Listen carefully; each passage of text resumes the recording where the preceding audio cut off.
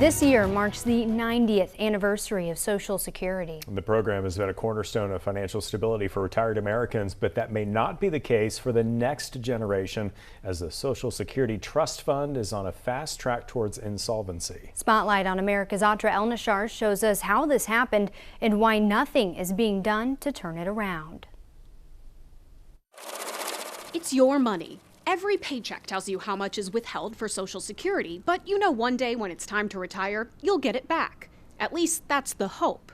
We have tried to frame a law which will give some measure of protection to the average citizen. 90 years after FDR signed the Social Security Act into law, the program is heading toward insolvency, and only Congress can fix it. We know that for millions and millions of Americans, Social Security is everything. It's all they have to live on. Working Americans pay into the Social Security Retiree Trust Fund. Those funds are invested in special Treasury bonds that earn interest. This system only works because at any given time there are more workers paying into the fund than retirees collecting benefits. Changing demographics, Americans living longer, having fewer children, are throwing the system off balance. In 1960, for every Social Security beneficiary, there were 5 workers paying Social Security taxes. Today, there are just 3 workers for every beneficiary. AARP's Bill Sweeney. The last time they dealt with Social Security reform was 1983 when Ronald Reagan was president. Unless things change, in 7 years, retirees will start seeing their monthly Social Security payments cut by at least 24%, according to fresh projections by the program's chief actuary. Today's average monthly check is about $2,000. A 24% cut would take away $480. This threat to Americans' retirement is nothing new. It's rare to find policy.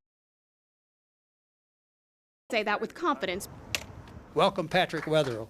Because he spent years trying to solve this problem. The problem's not going away. In fact, it's getting worse every year. That was Patrick in 2007, a college student on a mission. Fresh off an internship at the White House, he co-founded the group Students for Saving Social Security. 11,000 members strong, though just entering adulthood, they saw the warning signs. We'll be retiring right when the system really starts to fall out from under us. Students for Saving Social Security did make waves in Washington. We started to have access among the president, among other members of Congress. They were frustrated Congress didn't solve this in the 90s, aware that the longer lawmakers wait, the fewer options they have. They're going to have to raise taxes by a couple percent if they'd start now. Increasing taxes, raising the retirement age, gauging benefits based on wealth, raising the Social Security tax cap. Currently, income above $176,100 is not subject to Social Security tax. These are some of the same things Patrick's group pushed for and are still options today, but will be needed on a much bigger scale because the program is so close to insolvency. It's one of these issues that the longer you wait,